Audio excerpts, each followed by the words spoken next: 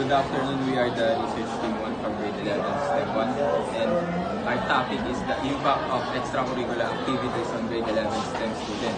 And this research aims to investigate the impact of extracurricular activities on grade 11 STEM students in Santa Lucia High School.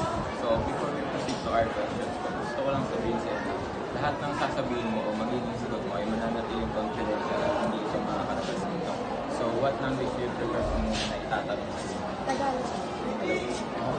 Number 1, ano sa palagay mo ang advantages sa pagsali ng extracurricular activities? Ang advantage nito is nagkakaroon ka ng classmates at saka na nakaka-enjoy.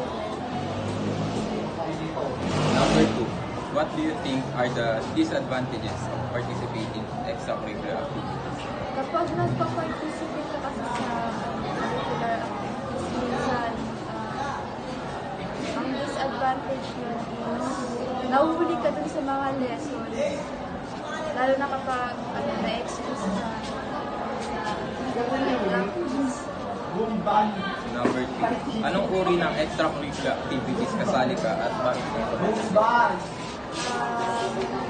Ako ay kasali sa Bayang Pagbigas.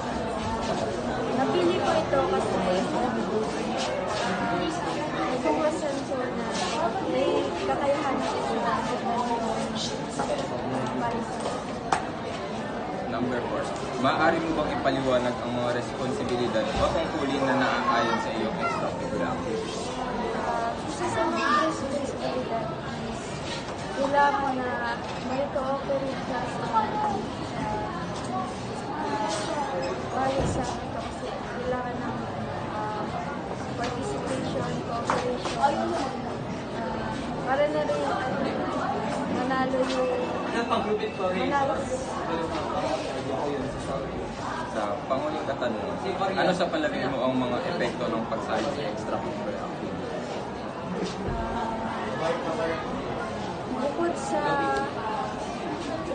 nagkakaroon ka ng additional na punto sa natin is nag-e-enjoy ka, nadadagdagan mo, kaalaman mo, at saka lalo na kapag nagkipag-interact ka din sa mga iba pang kasali na paligsahan is nagkakaroon ka rin ng bagong kaibigan.